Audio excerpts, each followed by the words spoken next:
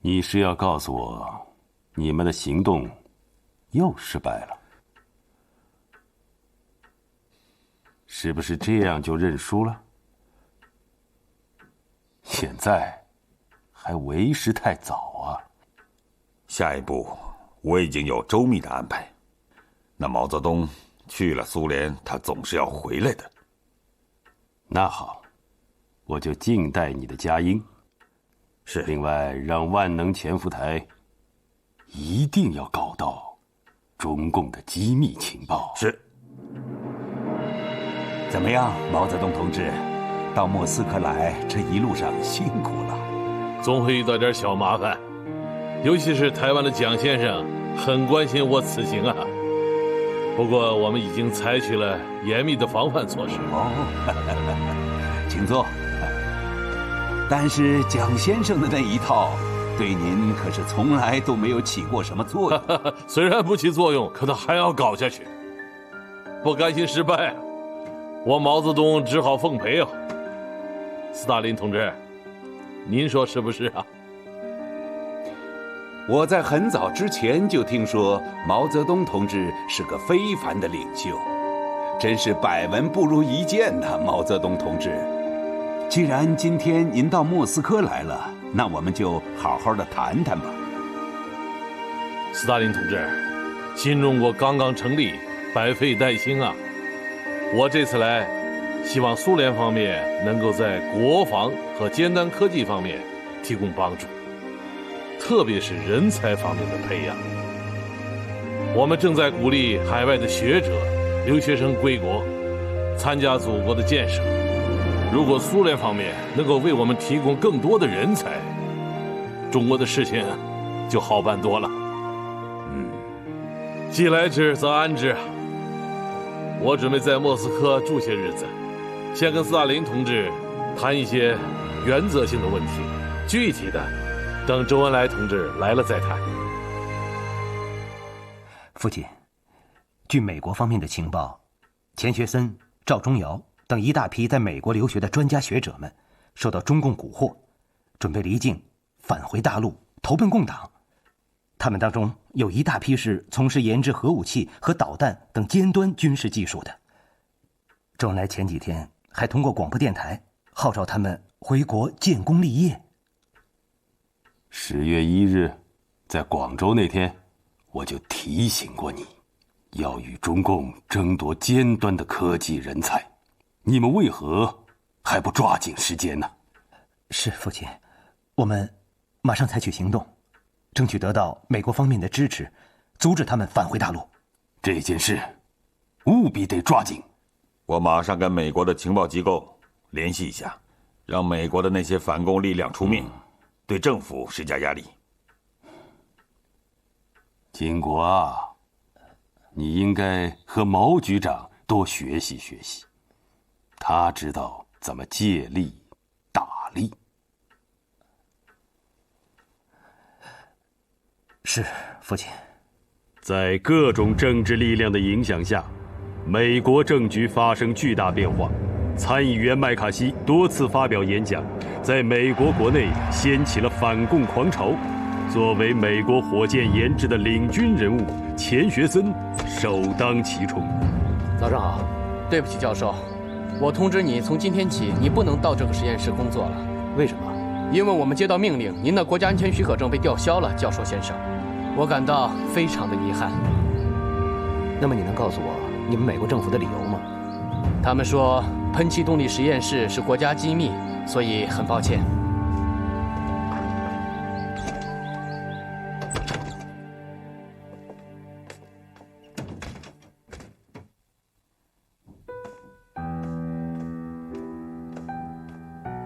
学森，你怎么了？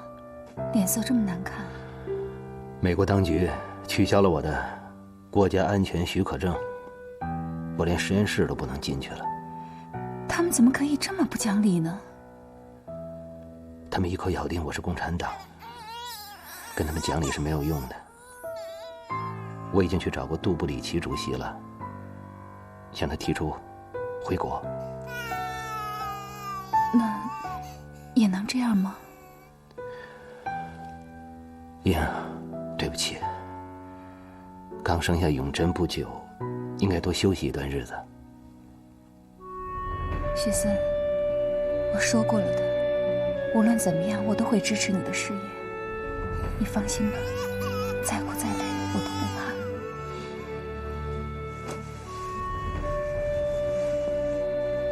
哦，哦，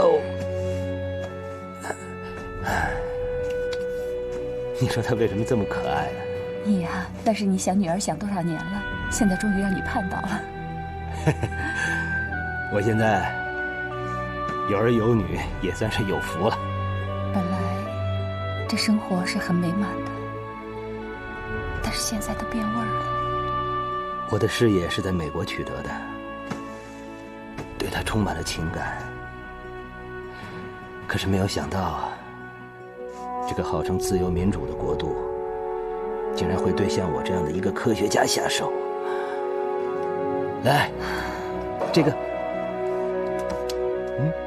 钱学森辞去加州理工学院教职和喷气动力实验室主任职务，同时，他准备以探亲的名义转到加拿大回国。钱学森来到五角大楼，向海军部次长金贝尔辞行。钱先生，我知道你最近有麻烦，我们是老朋友了，有什么需要我帮忙的，尽管说。谢谢次长先生，我今天来是想跟你道别的，我已经准备动身回国了。你不是在开玩笑吧？如果我告诉你，我已经被政府吊销了安全许可证，被联邦调查局查问，还被指控为共产党，信件被拆封，电话被窃听，你还会认为我是在开玩笑吗？我不认为你是共产党员，我也从不认为你有什么地方对政治有兴趣。听我说，你不能离开美国，你太有价值了，你应该留在加州理工学院。次长先生，你很清楚，我受到了麦卡锡主义的迫害，他们正在罗列我间谍的罪名，因此我决定回国。因为我是中国人，我不愿意制造武器杀害自己的同胞，就这么回事。钱先生，请你冷静。吊销国家安全许可证的问题也许需要澄清。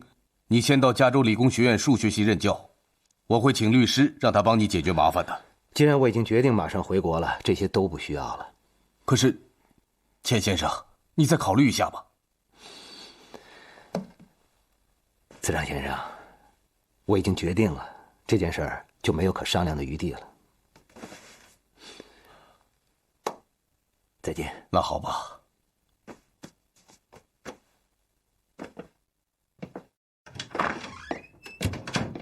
不能让他回红色中国。喂，司法部吗？对，绝不能放走钱学森。对，他知道的太多了。对，无论他在哪里，他都抵得上5个师。金贝尔那句日后为世人所共知的话，钱学森抵得上5个师，就是在那时候喊出来的。确实，钱学森对美国来说太重要了。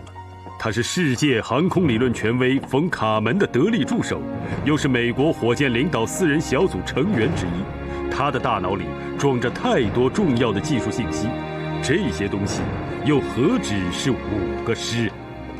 第二天，钱学森从华盛顿飞回洛杉矶，刚踏入自家大门，美国移民规划局的总稽查朱尔就拦住了他。你是钱学森先生吗？是，有什么事？请你回去。你干什么？美国司法部驻移民规划局执行法官兰敦签署的命令，不准钱学森离开美国。海外侨民回归自己的国家是天经地义的事，美国政府无权干涉。更何况，美国是一个号称自由、民主、保护人权的国度，竟然做出这种事，岂有此理！钱学森先生，美国的自由和人权对你是个例外，因为你的脑子里装的都是我们美国的机密。是，我的知识是曾经帮助过美国，但是它不是美国政府的私有财产，你们无权剥夺。更何况，我现在已经买了机票，我的行李也都装上轮船，准备托运回国，你们不能阻止我。美国司法部的命令你也敢违抗吗，钱先生？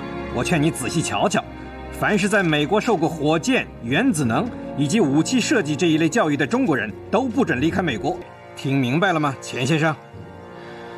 我抗议这个践踏自由和人权的行为。你会明白这个抗议的后果的，钱先生。哼。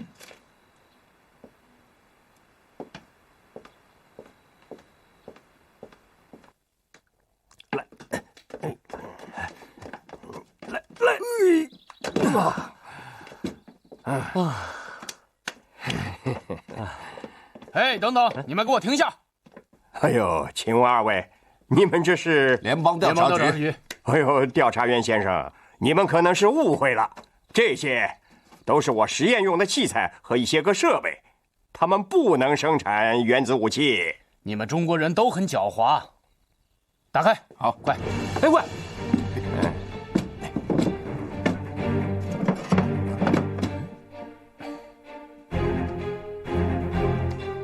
这些是什么东西？我也不太清楚。你们看得懂吗？我们看不懂，不过会有人看得懂的。杜蒙德教授，为了美国的利益，我们想请你帮助我们去鉴别一些仪器部件，希望你能配合我们。没问题。好，请。嗨。杜蒙德教授，你是赵忠尧教授的同事，也是原子物理专家，更重要的是，你还是一个美国人。我想你懂我的意思。我知道，我会对我说的话负责的。调查员先生，我想你们错了。这些东西确实是实验用的器材，但是它们跟原子武器没有任何关系，绝对没有。您肯定？是的，我肯定。我以一个专家、负责任的态度告诉你们，我肯定。调查员先生，既然杜蒙德先生做了证明，这些东西是不是让我……不行。为什么？你们到底什么意思啊？你的意思我很明白，不能让你们全部把他们运走。你，哎，小罗，跟强盗讲理是没用的。教授先生，我给你个忠告，也许你是有1000条路可以逃离美国，但我劝你一条也别试。假如你试图离开，我们将开出5000美元以下的罚金，你也可能承受5年以下的徒刑，或同时承受2种处分。所以，请你自重。第二批接济款，港币2500元已汇出，由港汇季小姐转收，余款设法续汇。保密局嘉奖，由中尉台长升为中校台长。季兆祥的这个秘密电台，就是集情报、报务、译电、台长4职于一身的所谓的万能潜伏台。它是保密局安插在北京的一把利剑。我们现在必须通过各种侦查手段来侦破这个案子。部里决定，这个案子具体就由你来负责，有困难吗？此案关系到毛主席的安危，即使有再大的困难，我别无二话。毛泽东第1次访苏取得重大成果，周恩来也飞赴莫斯科，中苏友好同盟互助条约在克里姆林宫签字。中苏友好同盟互助条约的签订，震撼了全世界。经过缜密侦查，我公安部门根据台湾保密局从香港汇过来的活动经费这条线索，顺藤摸瓜，终于掌握了潜伏特务季兆祥的基本情况，案情获得突破性进展。杨副部长，那我们下一步怎么办？毛主席很快要从莫斯科回来了，我想这个时候敌人肯定会加紧部署，而且保密局和季兆祥之间也会有密电来往。你们的任务就是用测向车紧密搜查，一定要把他给挖出来。走，现在就走，向李克农同志汇报。走。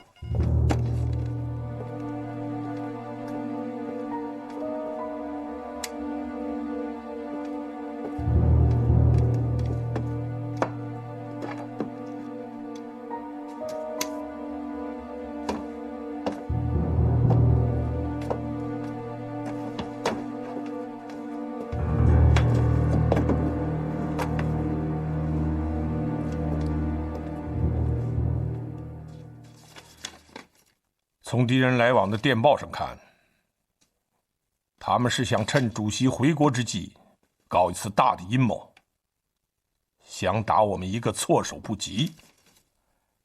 李部长，我认为他们的目标是东北，而且就在铁路线。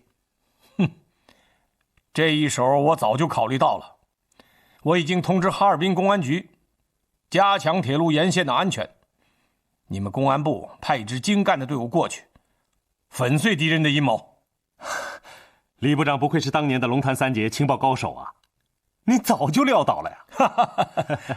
好汉不提当年勇啊！李部长，季兆祥什么时候抓捕啊？明天上午行动。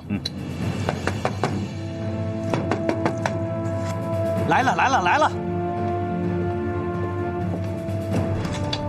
哎，你们干什么？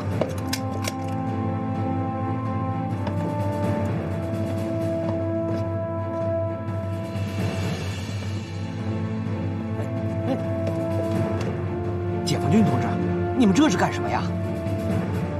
季兆祥，把你的电台交出来。电台？哎，什么电台啊？走！哎，上！哎，这。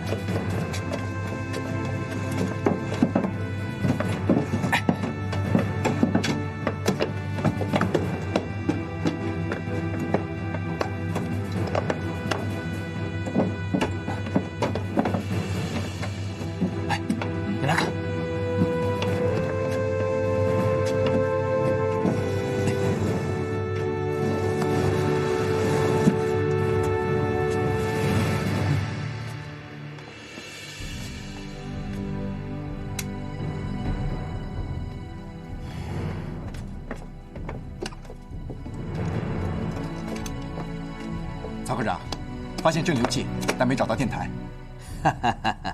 首长，我说了，我家没有电台嘛。季兆祥，我看你是不见棺材不落泪。那这，你最好老实交代。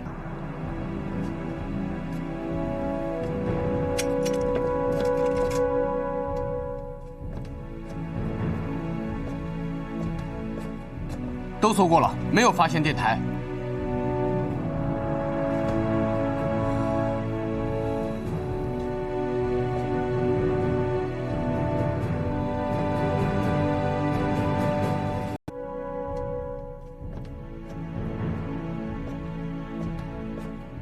都搜过了，没有发现电台。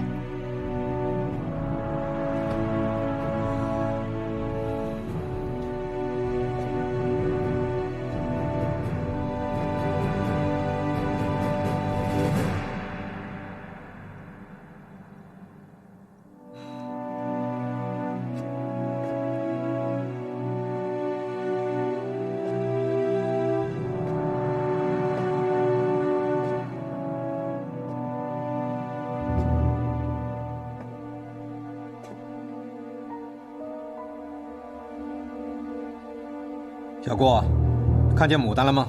牡丹，把它给我摘下来。是。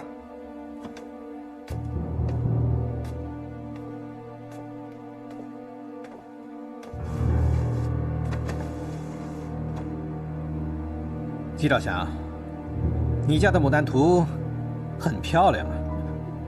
小郭，到，把电台报来。是。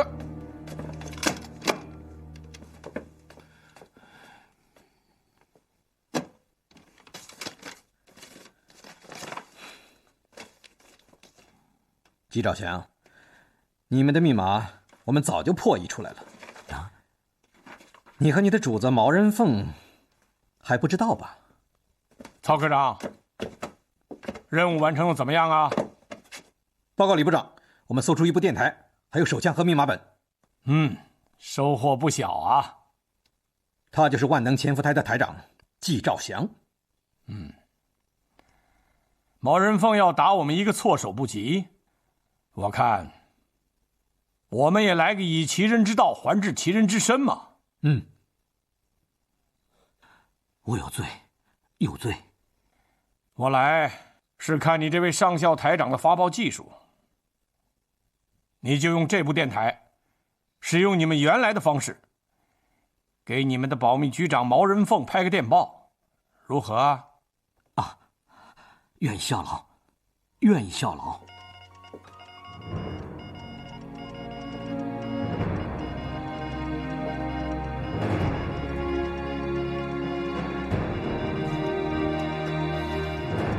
时间已过，为什么万能潜伏台没有消息？局座，会不会出什么意外？意外？不可能。凭共产党那点技术力量，他永远也破不了万能潜伏台。毛人凤，任你精心策划，在中华人民共和国首都北京潜伏的万能台，发报只有2、3次就被我们侦破了。我们有强大的人民民主专政，有雄厚的群众反特力量，你们的阴谋是不会得逞的。局座来了。我告诉你，给你讲话的叫李克农，你听着，你先寄人篱下，好景不会长久。你若率部归降，我李克农可以保证你们的安全。再告诉你，发报的报务员正是万能台的台长季兆祥。李克农啊，李克农，老子跟你没完，没完！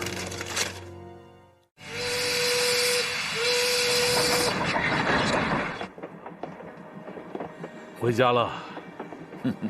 这一次，我们是满载而归呀！我看主席呀，已经是归心似箭了。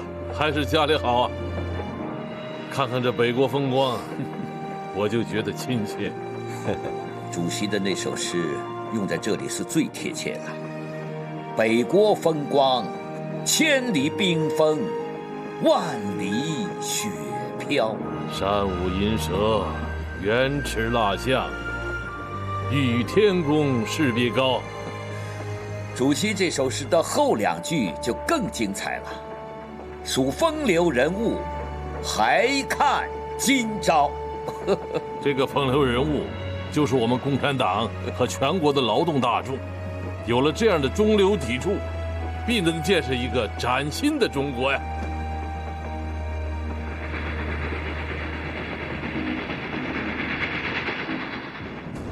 就在中国人民准备甩开膀子建设新中国的时候，朝鲜战争爆发了。美国对朝鲜半岛的事变迅速做出反应，派出海军和空军入侵朝鲜，对朝鲜城市实施狂轰滥炸。随后，美国把第7舰队开进台湾海峡，以武力威胁新生的中华人民共和国。美国操纵联合国，组成以美军为主导的联合国军入朝参战，我看对朝鲜人民军是很大的考验呐。项庄舞剑，意在沛公。美国派第7舰队进入台湾海峡，阻止我们解放台湾。如果再把战火烧到鸭绿江边，我们新生的共和国，水来土掩，兵来将挡，我就不信美国人能够把中国一口吞了，他没这个胃口。未雨绸缪啊，我们还是要早做准备啊。朝鲜跟中国唇齿相依，唇亡齿寒呢。如果美国胆敢把战火烧到鸭绿江边，我们绝不会坐视不管，相反，还要跟他斗一斗。中美关系在急剧恶化的同时，成百上千在美国的中国学者和留学生也在积极行动，准备冲破阻力，回归祖国。好，再来一张。邓稼先在美国普渡大学获得博士学位，年仅26岁。他的圆圆脸上始终带着孩子般纯真的笑容，所以大家都叫他娃娃博士。请进。德哈尔教授，祝贺你提前获得博士学位，我为你感到骄傲。德哈尔教授，很感激你对我的栽培，我准备带你去英国的。我相信，以你的年轻和才华，今后将大放光彩。教授，对不起，我可能不能跟你去英国了。为什么？因为我已经买了回国的船票，我的祖国需要我。太遗憾了，虽然我为你感到惋惜，但我还是支持你的决定。谢谢教授。对了，刚才博士论文的答辩真是太激烈了，因为我已经买好了8月29日回国的船票。哦，邓，你真是个神奇的年轻人。难道你早就知道今天能拿到博士学位？那是因为我已经没有退路了，这个日子是我回国的最好机会，所以我一定要取胜。邓，了不起啊！你的人生道路是明确的。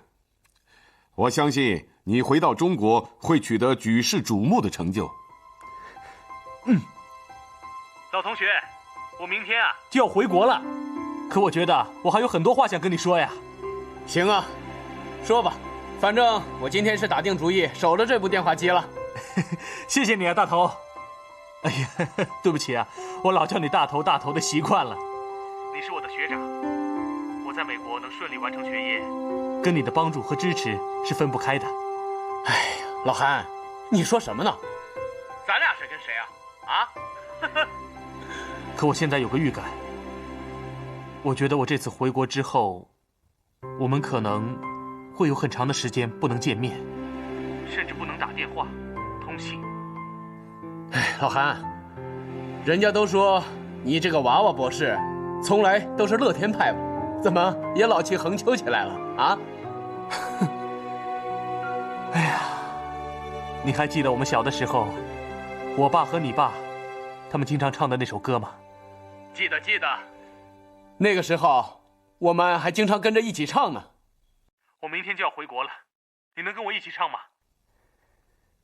就当是我们离别的纪念吧。嘉贤，你这次回国是报效祖国，唱这首歌太适合你了。好啊，我和你一起唱。中国男儿，中国男儿，要将只手撑天空。水是千年，水是千年，一副真比万古雄。长江大河亚洲之东河，滚滚一长征，远赴治国全国有梦，黄旗是终身领袖。光复军部换过来攻，全教祖宗。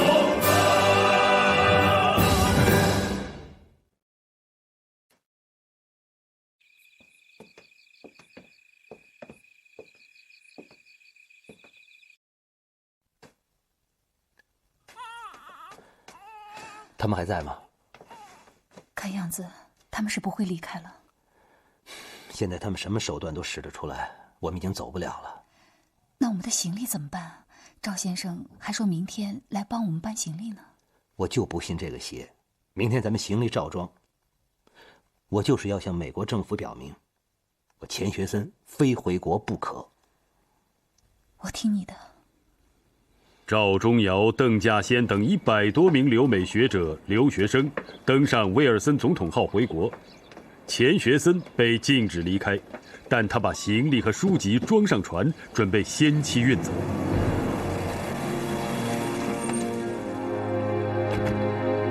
联邦调查局一定是来检查行李的。我们奉命检查，把箱子打开。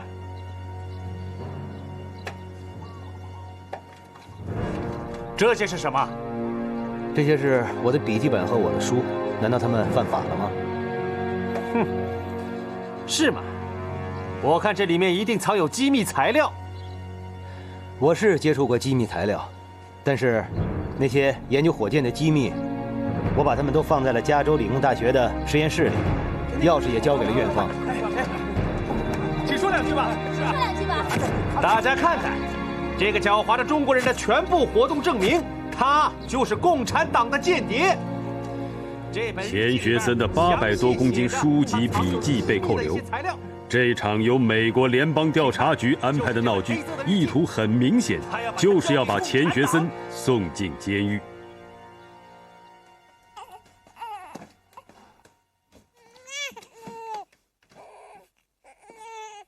你怎么了？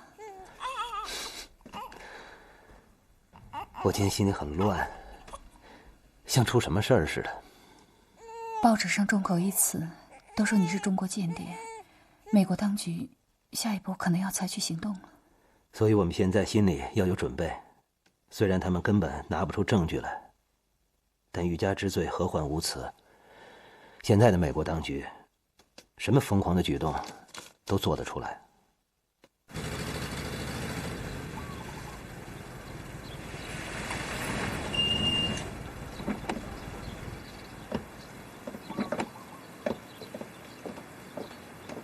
开门，开门，快开门！我去吧。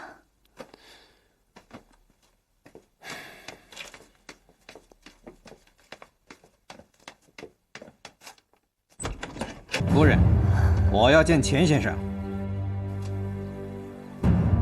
钱先生，跟我走一趟。请稍等。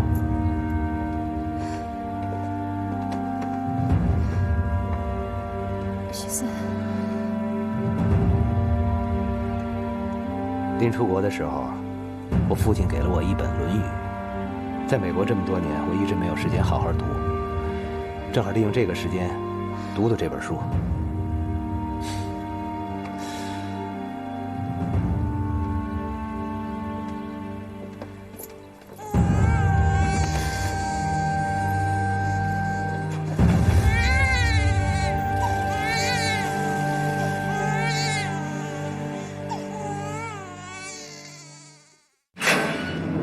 钱学森遭到逮捕，以莫须有的罪名被关押进美军特米纳岛监狱。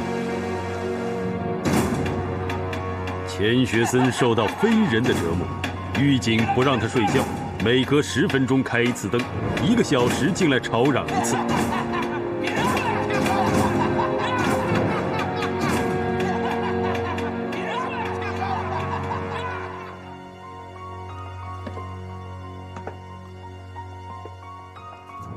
钱学森进了监狱，光共产党间谍这条罪名就够他受的。可惜让赵忠尧溜了，让此人回到大陆，后患无穷啊！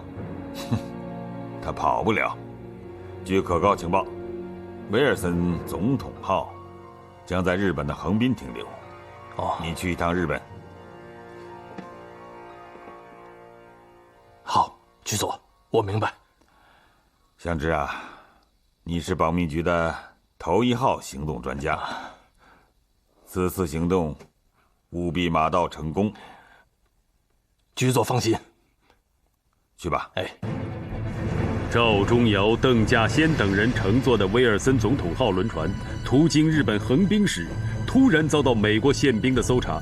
他们是冲着赵忠尧来的。这3间屋子都是理工学院的学生，这第3间就是赵忠尧住的。看你的了。走。你们要干什么？你就是赵忠尧吗？是。你们知道我们为什么单抓加州理工学院来的人吗？不知道。钱学森已经在美国被拘留了，你们几个被指控与钱学森的案件有牵连。马上带走。是。你们不能这样对待我们。我抗议！抗议！走！我们抗议！快动！你不能这样对待我们。走！赵忠尧和生物学家沈善炯，还有钱学森的学生罗时军，被关进了美军在日本的鸭巢监狱。我此行来到东京，执行一项特殊的任务，请陈秘书长大力配合呀。叶处长尽管吩咐，我全力效劳。台湾大学校长傅斯年的电报。明天，你拿着这份电报，到监狱去见赵忠尧。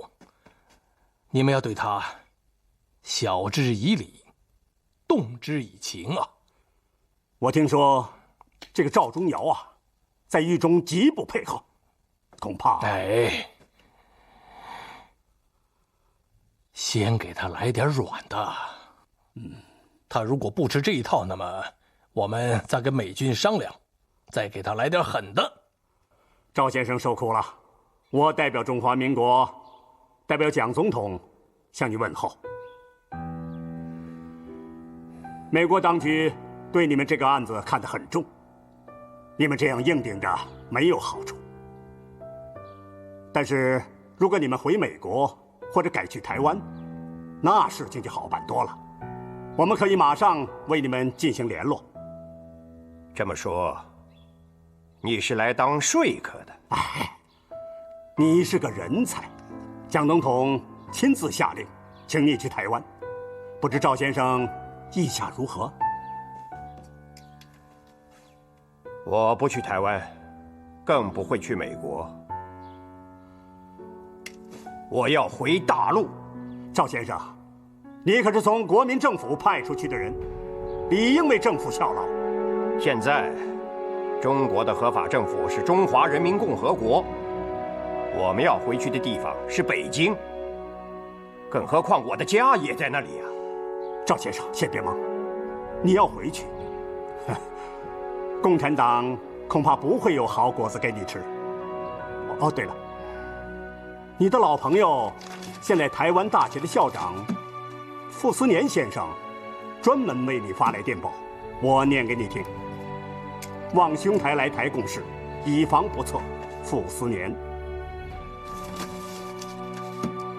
他还特意聘请你和沈先生、罗先生为台大的教授。谢谢傅先生的好意，可我实难从命。赵先生，你就不再考虑一下？如果这样，你的后果……哼，我都考虑过了。你们就是关我一辈子，我也绝不去台湾。哼，赵忠尧，敬酒不吃吃罚酒，走着瞧。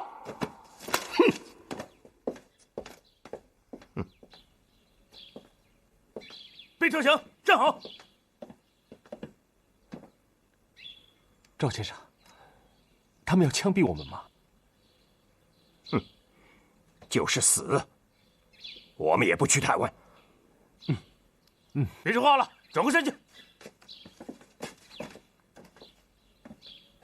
哎呦！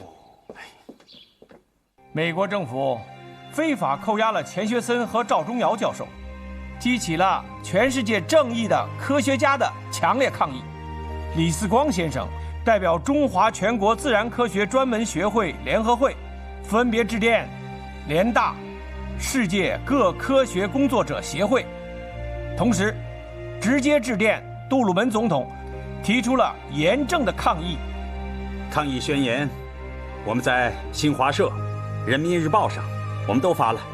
我认为，在声势上，我们还要进一步加强，最好是号召著名科学家和大学教授联名发表宣言。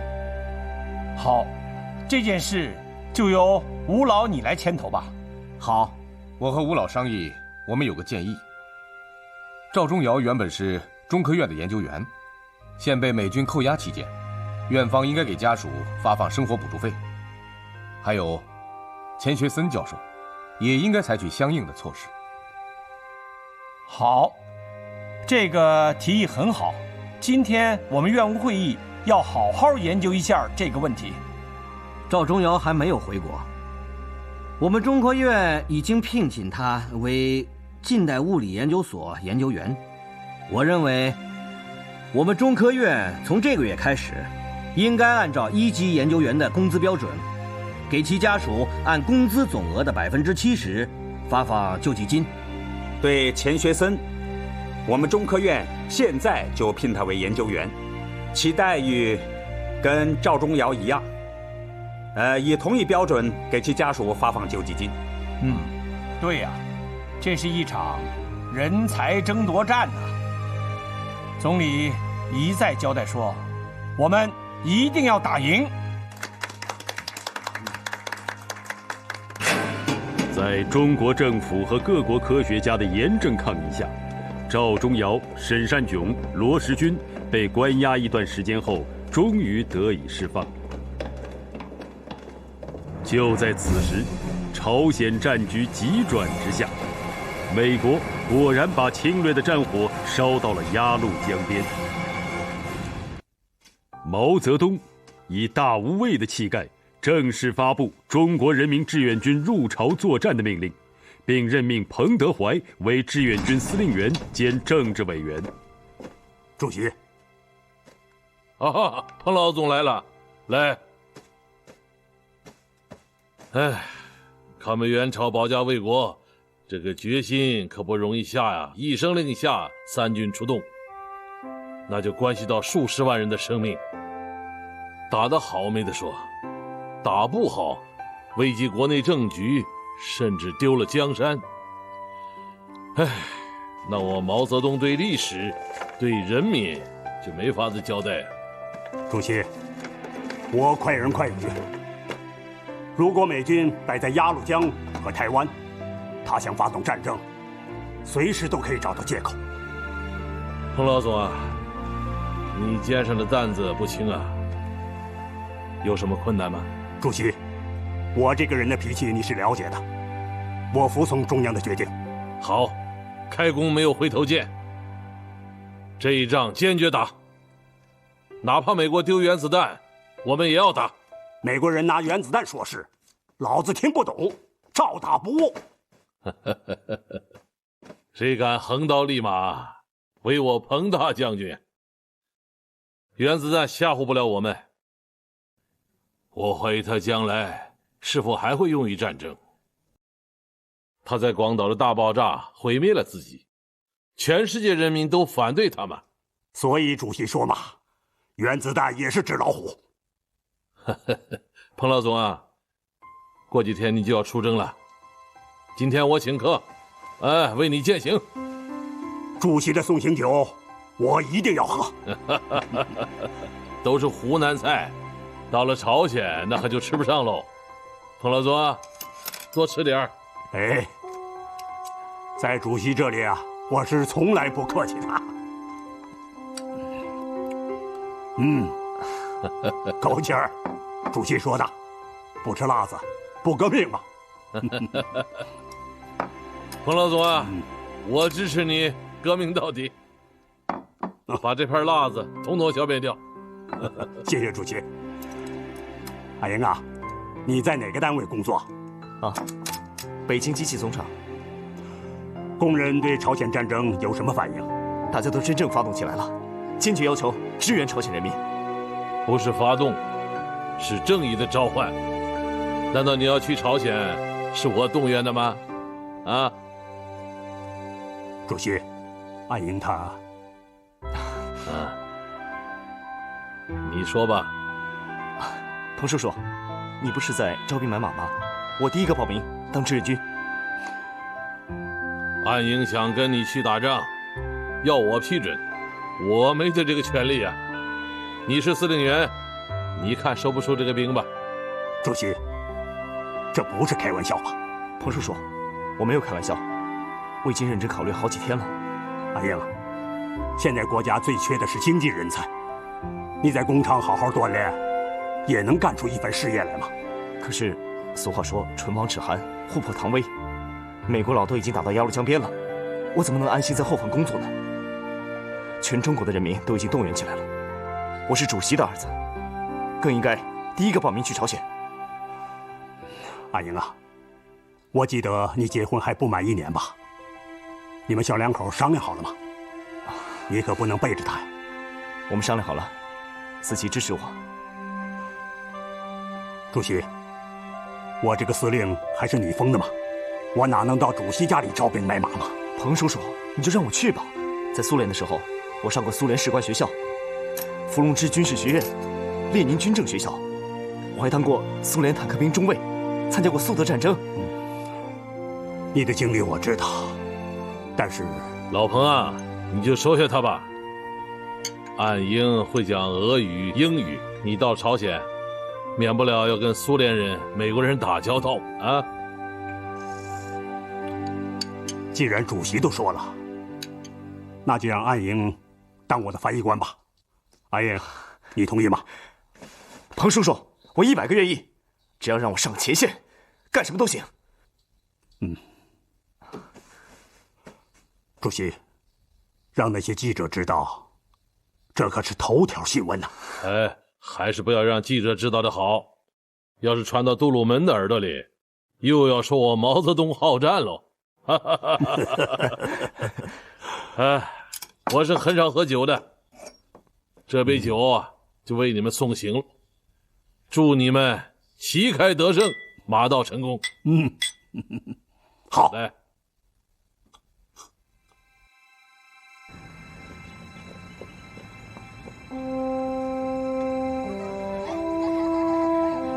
新中国第一个国庆期间，年轻的作曲家王申在天安门广场被节日的气氛感染，心中升腾起了一支动听的旋律。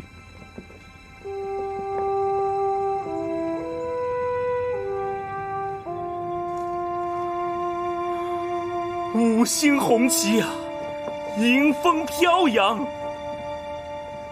胜利歌声多么响亮！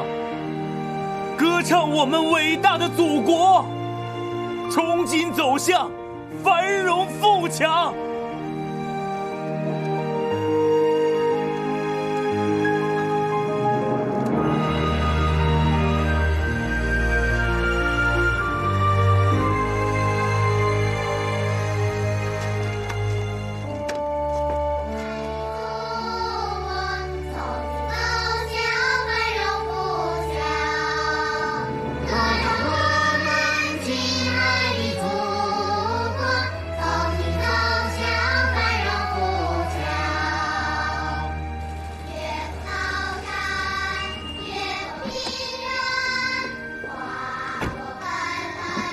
总理，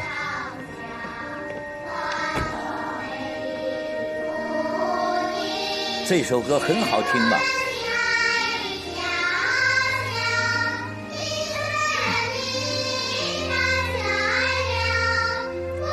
这首歌很好听嘛，先把指挥的老师叫过来。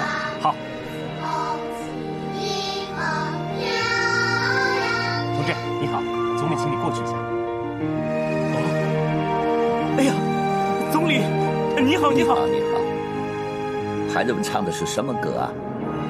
总理，你看，这是我自己作词作曲，名字叫《歌唱祖国》。能不能教我唱一唱啊？当然。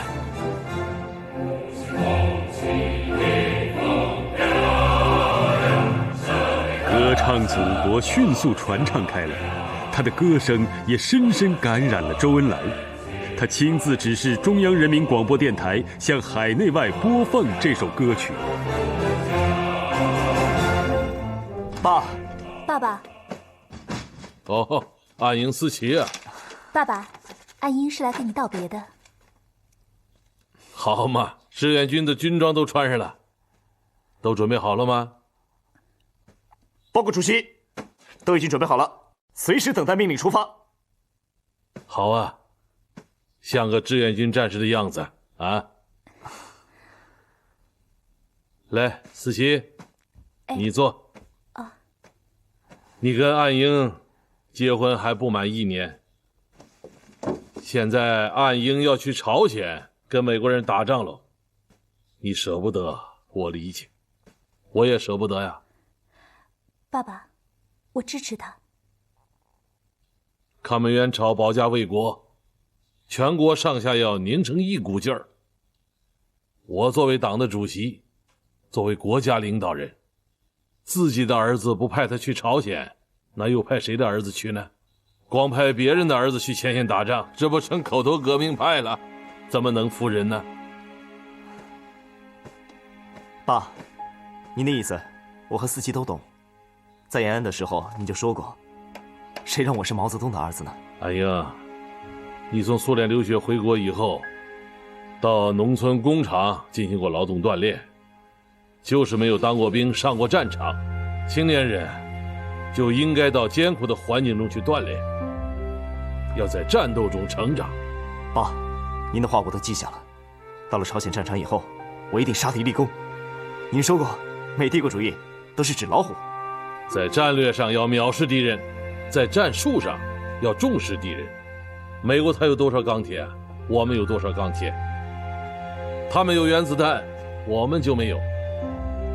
光说纸老虎是不行的，我们不强大起来，那他们就是真老虎了。爸，反正我不会给您丢脸的。朝鲜很冷啊，给安英多带点衣服，把你们结婚的时候我送的军大衣也带上。我知道了，爸爸。这红烧肉是特意给你加的，多吃点。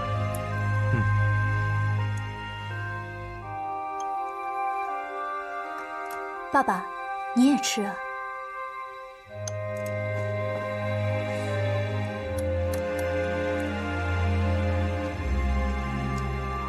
阿英啊，来，多吃一点。现在要上前线了，我这个做父亲的关怀不够。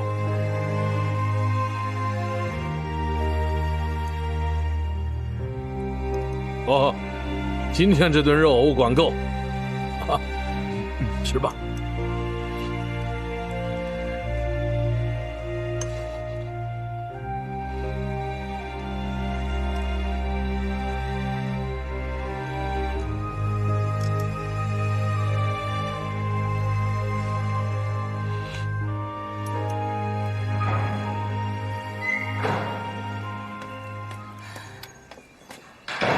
雪森，我来看你来了。雪森，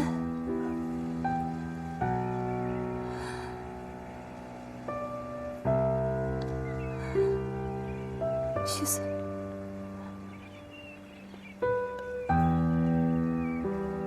你怎么不说话了呢？你说话呀！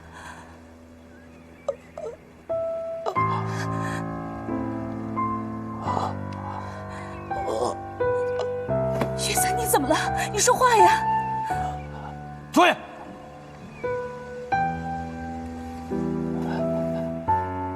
姨，雪森，他们怎么把你折磨成这个样子了？你要说话呀！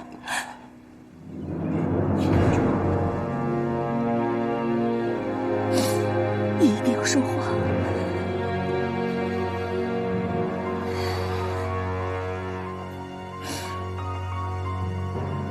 你要挺住。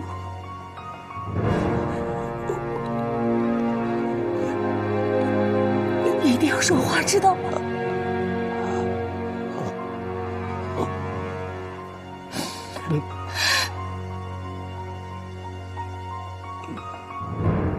人生当有品，如哲，如仁，如义，如智，如忠，如悌，如孝。吾儿此次西行，非其素志，当清清然而归，灿灿然而返。人生当有品，如哲，如仁，如义，如智，如忠，如悌，如孝。钱先生，你认罪了吗？吾儿此次西行，非其素志，当清清然而归，灿灿然而返。嘿，你在说什么？这是我父亲送给我的话，教我做人要讲忠孝节义。钱先生脑筋还在中国的古代啊。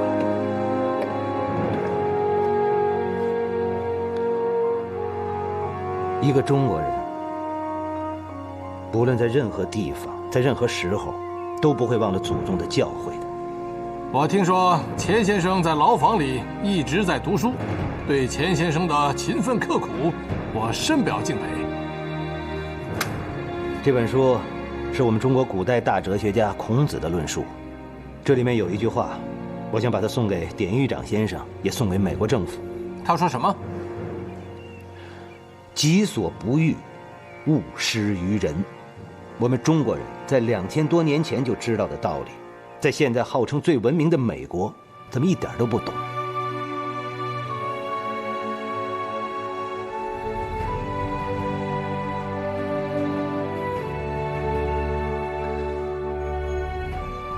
人生当有品，如哲如仁如义，如智如忠，如悌如孝。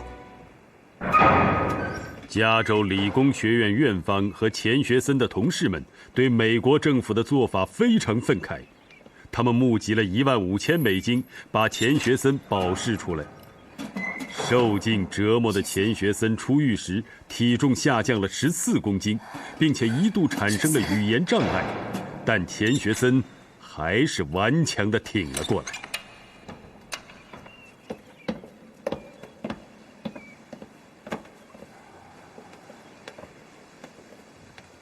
他们整不垮我。谢森，你又能说话了。我在监狱里学会了斗争。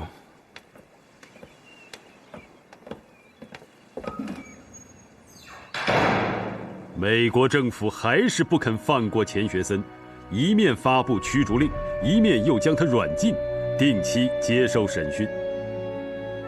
你认为应该为谁效忠？我应该效忠中国人民。谁是中国人民？4万5千万中国人民。你说的4万5千万中国人民，是指在共产党领导下的中国人民吗？他们中有些人住在那里。你是美国培养出来的，为什么一定要回中国大陆？因为我是大唐的后代。我的一腔热血只图报国。虽然我在美国学习工作了15年，但是我以为我的根在中国。只有国民政府才代表中国。我再问你，你觉得你应该忠于中国的国民政府吗？我并不热衷于国民党，因为我没有看到他们为中国做好事。他们是这样的吗？我相信事实已经说明了一切。钱先生，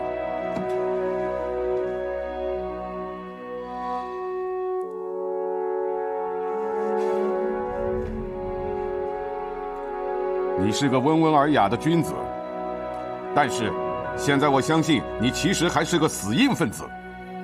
谢谢你的夸奖，我深感荣幸。审问者在钱学森嘴里审不出什么罪证，只得继续将他软禁，试图摧毁他的意志。钱教授，请问你是共产党吗？我觉得我还不够格做一名共产党员，因为共产党人是具有人类最崇高理想的人。钱教授，你想带往中国的资料里面有美国的机密吗？比如导弹、火箭方面的机密？这个问题，请你们去问你们的政府吧。你现在是不是受到了监视？我想有没有监视我，政府里的人应该清楚，你们应该去问他们。是什么原因使你受到监视的？这个问题，你们同样应该去问美国政府。谢谢。钱教授，别走啊，给我们说2句吧，钱教授。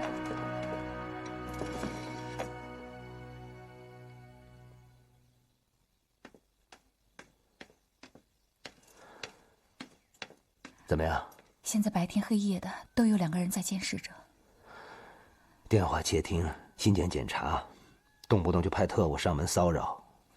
美国政府真能干得出来，这就是他们所谓的自由和民主。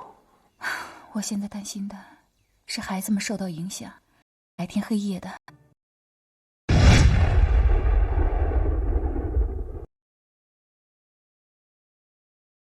现在白天黑夜的都有2个人在监视着。电话窃听、信件检查，动不动就派特务上门骚扰。美国政府真能干得出来，这就是他们所谓的自由和民主。我现在担心的是孩子们受到影响。永刚他刚刚开始懂事呢，白天黑夜都不能出去，生活在恐惧之中。没关系，我可以让他们听贝多芬，听命运交响曲。贝多芬的音乐永远充满了力量，跟命运抗争。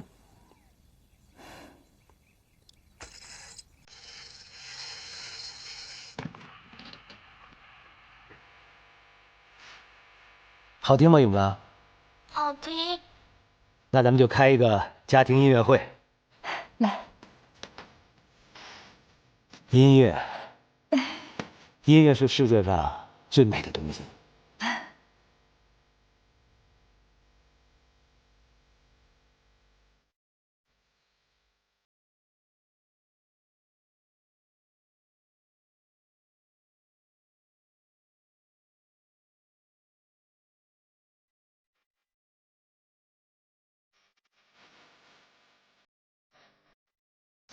我们奉命检查，不能让他们胡思中国。他就是共产党的间谍。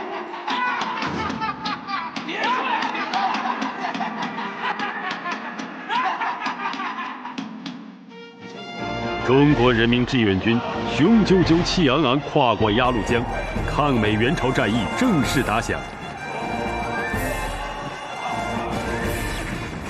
抗美援朝第一次战役取得伟大胜利，歼敌1.55万余人，把敌人从鸭绿江边赶到清川江以南，粉碎了美军司令麦克阿瑟妄图于11月23日赶解以前吞并朝鲜、结束战争的计划。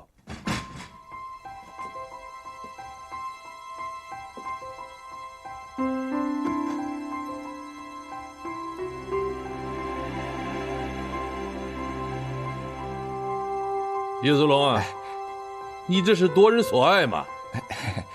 主席，这样对身体有好处。我毛泽东爱吃辣椒，人人皆知嘛。吃了一辈子辣椒也没什么问题。啊，好，我记住了。哎，主席，朝鲜前线打了大胜仗，您是不是一高兴又写诗了？对喽，刘亚子先生写了一首《浣溪沙》。搞得我是诗兴大发呀，喝了他一手。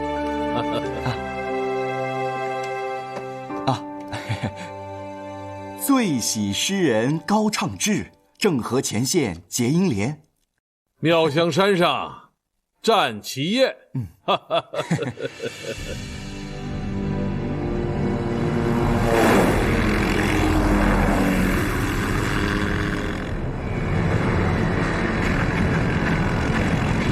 就在毛泽东写诗庆贺第一次战役胜利后几天，11月25日，掌握绝对制空权的美军派轰炸机轰炸了彭德怀的志愿军司令部，投下了几十颗凝固汽油弹。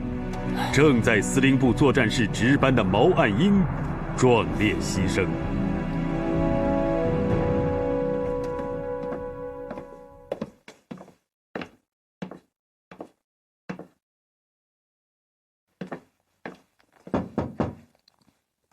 进来。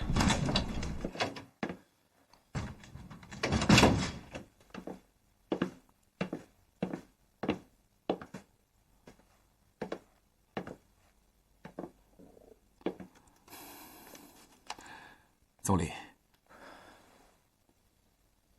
子龙，你找我？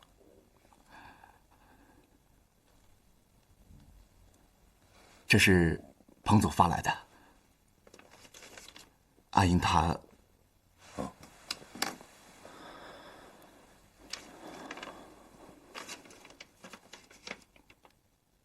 总理，这事我不敢向主席报告，只有先来找您了。太突然了。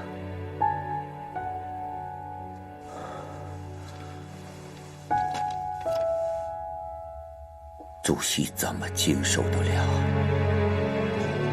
安英平时表现那么好，主席很喜欢他。主席肯定很难受，这个打击太大了。我担心。主席难受是肯定的，总不让他知道也不是办法。这件事情是瞒不住的，可是现在主席正值指挥朝鲜战场的关键时刻，千万不能让他为此分心呐。再说主席最近身体不好，处在心六所。这样吧，子龙，等主席身体康复了，再告诉他吧。是。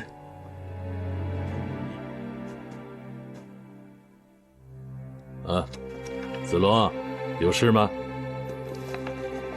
主席，朝鲜战场打了大胜仗，美军进行报复，派飞机用凝固汽油弹炸了志愿军总部。彭德怀同志安全吗？彭老总来电报了，他很好。那岸英和总部的同志们呢？这次有牺牲，总部的作战室被炸，岸英他。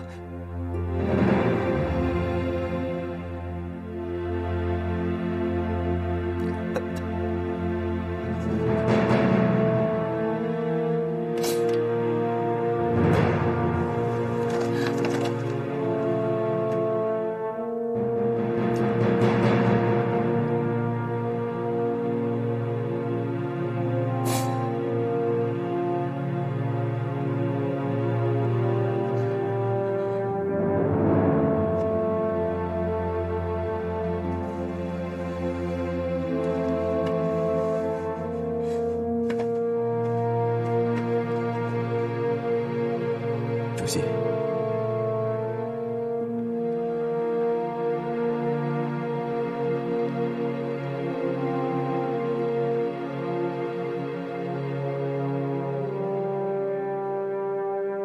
谁让他是毛泽东的儿子的？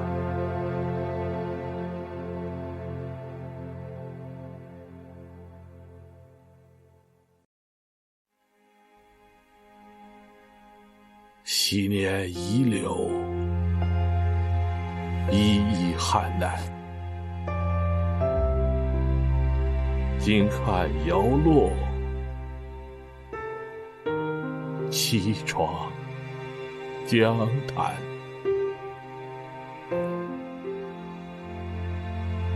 树犹如此，人何以堪？毛泽东独自承受失子之痛，这一年他57岁。毛岸英是他寄予厚望的儿子，他把悲痛深埋在心底。彭德怀因战事紧张，必须当面向毛主席汇报并请示工作。他向毛主席谈完其他工作后，详细地汇报了毛岸英牺牲的经过。主席，您让岸英随我到朝鲜前线后，他工作十分积极。可我对您和恩来几次督促指司注意防空的指示不够重视，致岸英和高参谋不幸牺牲，我应当承担责任。我和致司的同志们至今还很悲痛。打仗总是要死人的吧？中国人民志愿军已经献出了那么多指战员的生命。岸英是一个普通的战士，不要因为是我的儿子，就当成一件大事。主席，您也要多保重啊。美国在朝鲜战场上使用各种飞机1000多架，你们千万不能疏忽大意，要采取一切措施，保证司令部的安全啊，老彭。是，主席，请你放心。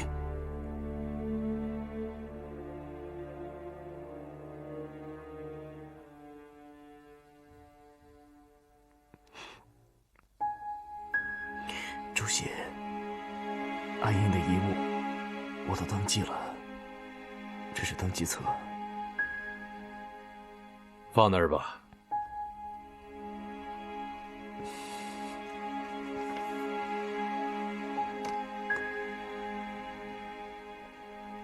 主席，岸英的生活跟您一样朴素。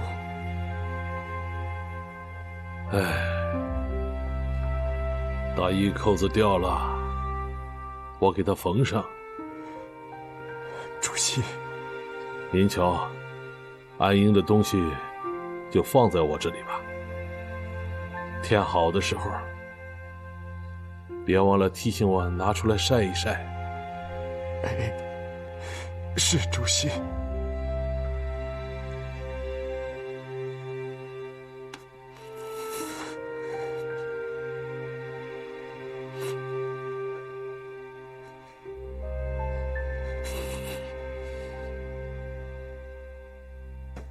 爸爸，你好吗？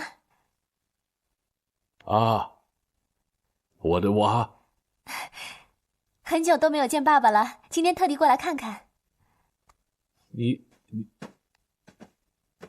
你还好吗？我很好。来，坐下，跟我讲讲学校里的新闻啊。学校里是有点新闻，但都是小事儿。哎，爸爸，我好久都没有接到安英的信了，你知道为什么吗？是不是她变心了？她成天战斗在炮火里，只有想你，怎么会变心呢？可是没有接到她的来信，不会是出什么事了吧？哦，可能是战斗太紧张，工作太忙了，或者是朝鲜的油路被炸啊，或别的原因。总之啊，思琪，你要相信，安英是不会变心的。可能是我多心了。思琪，我有时候也想你开会妈妈，想我的2个弟弟泽民和泽清，想堂妹泽健和侄儿楚雄，这么多的亲人为革命牺牲，有时候我会悲伤，有时我又感到光荣。是啊，要革命就会有牺牲，就要付出很大的代价。爸爸，我听安英讲过这些，也听我妈妈讲过，您不要太伤感了。思琪，你去见过李敏、李娜了吗？还没有，我现在就去。爸爸再见。直到3年后，抗美援朝取得胜利，毛泽东才把毛岸英牺牲的事告诉了刘思齐。随着志愿军在朝鲜战场上的节节胜利，美国政府不甘心接受失败，又记起了原子弹这个法宝。1950年11月，美军将原子弹运到停泊在朝鲜半岛的航空母舰上，进行了核模拟袭击。美国总统杜鲁门是世界上第一个，也是唯一一个下达按下核按钮指令的人。1945年投在日本广岛长崎的原子弹就是他的大作。1950年11月30日，面对美军在朝鲜战场上的惨败，他再次萌生了按动核按钮这个可怕的念头。是否包括使用原子弹？当然。几分钟后，合众社广播如下新闻内容：杜鲁门总统今天说，他已考虑同朝鲜战场有联系的原子弹问题。来讹诈我们！哼，杜鲁门要扔原子弹，我陈毅偏不吃这套。原子弹就能消灭我们中国人民吗？简直扯淡！陈老总发火喽！来，坐下说。我记得很清楚，那是1946年的8月6日，刚好是原子弹用于战争的1周年。美国女记者斯特朗来延安采访主席。斯特朗女士问我，如果美国使用原子弹呢？我说，原子弹是美国反动派用来吓人的一只纸老虎，看样子可怕，实际上并没有什么了不起。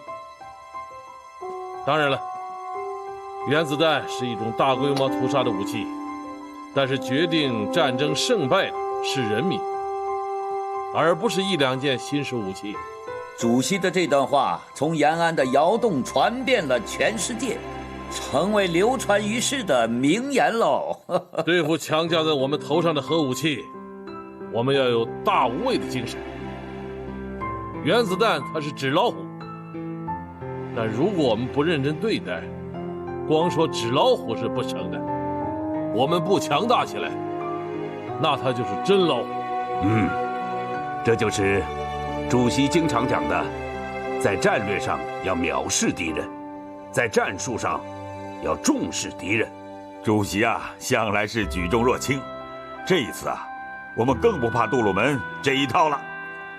原子弹的威胁从美国人把它投到日本的广岛开始，就笼罩在我们头上，它是悬在新中国头上的一把刀啊！不打破它的威胁，我们就要一辈子受欺负啊！恩来说得好啊，我们不是唯武器论者，但是朝鲜战场的情况告诉我们，军事装备的落后让我们付出了沉重的代价。这个教训是很深刻，主席说过，落后就要挨打。所以，我有一个愿望，将来搞我国自己的国防科技建设，我请缨上阵。我们头上悬着原子弹这个东西，不能视而不见。不怕原子弹，这是一条，可真正战胜这个东西，还要有实力，拿实力来说话。主席讲得好啊，讲到我陈毅心坎上了。这话不是我说的，是外国的一位友人说的。他就是约里奥·居里先生。居里先生不负重托，帮我们买回了一些研究原子能的仪器资料。前段时间通过核物理学家杨成忠同志带回国，他还给主席带回了一句话。居里先生说的这句话虽然简单，道理却很深刻。他说你们要反对原子弹，就必须掌握原子弹。居里先生热爱和平，同情中国，他是我们的朋友，对朋友的忠告我们要记取。代表了世界进步力量嘛，金玉良言呐。敌人越压我们，越讹诈我们，我们就越要有雄心壮志。虽然我们现在还没有这个条件，但不是所有的事情都要等条件成熟了再干。未雨绸缪是该有所准备了。主席下了决心，这件事由我来具体负责准备工作。将来我们不光要有原子弹，还要有导弹、氢弹，他们有的我们都要有。毛泽东的雄心壮志被居里先生的话深深激发，未来中国原子能和核武器的发展计划就这样在他心中萌生，并且在美国的一次次核讹诈下顽强地生根发芽。若干年后，随着原子弹研制的大幕徐徐拉开，毛泽东在一次书记处会议上又专门提起这件事。从某种意义说，来自世界的正义呼声，也是中国决心上马原子弹的重要推力。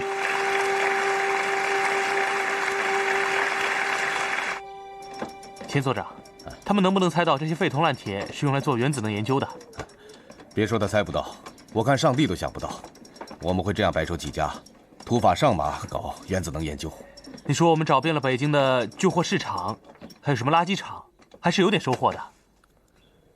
帝国主义封锁我们，逼着我们从这些破铜烂铁里面找出有用的东西，自己动手来造研究的仪器。那是。彭黄武先生和于敏说要到天桥那边的垃圾场去找，不知道他们会有什么收获。找吧。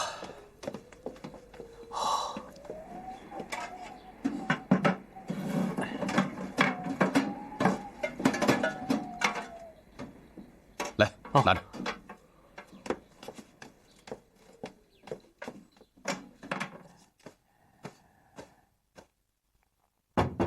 进来。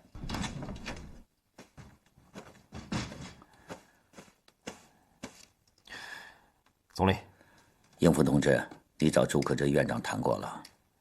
谈过了。他的意见怎么样？朱院长说，这搞原子弹要花大钱，动不动就上亿，而且还要召集一批专业人马，这没人可不行啊。是啊，朱院长这是内行话。现在第一个5年计划要不要列入原子弹研究项目，大家还有争论。抗美援朝正在进行，国内百废待兴，这种情况，我再找山强谈谈。原子弹当然不能一蹴而就，得从基础的研究开始。应付同志，你给我接三强吧。是，总理。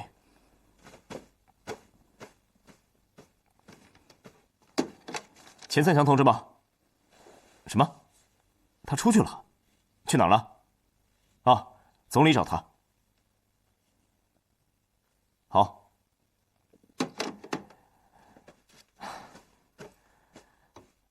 总理，钱三强去废品收购站了。废品收购站？办公室的同志说，钱所长去废品收购站淘宝去了。他们自己研制原子能研究的仪器，还需要一些零部件。哦，走，我们看看去。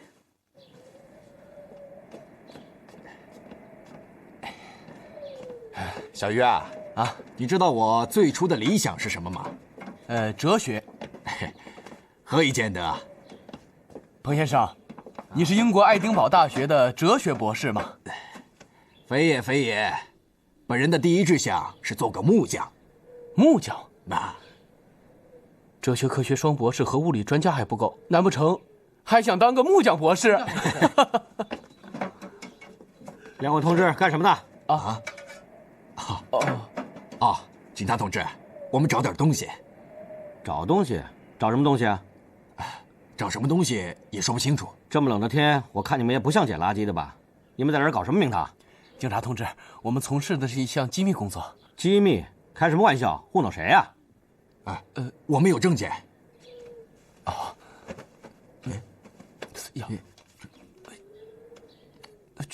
没带吧？走，跟我到派出所说清楚去。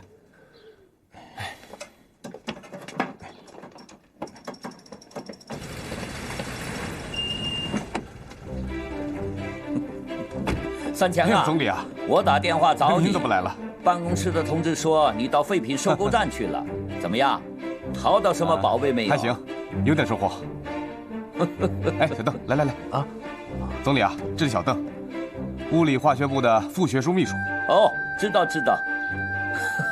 你可是三江同志的得力助手啊，年轻有为啊。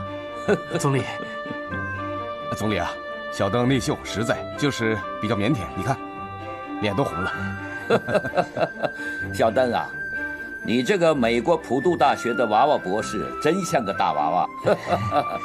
可是你肚子里的墨水不少啊，搞研究是把好手啊。君子敏于行而纳于言，我们搞科学研究就需要这样的踏实精神。来，总理，里面请。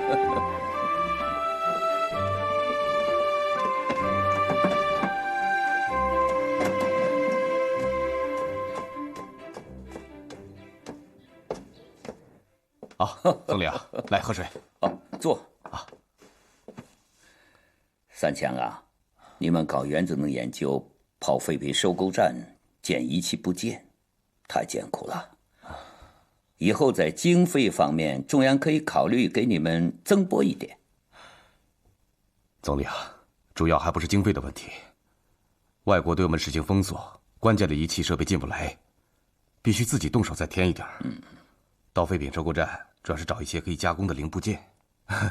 自己动手，从头做起，这也是一条路子啊。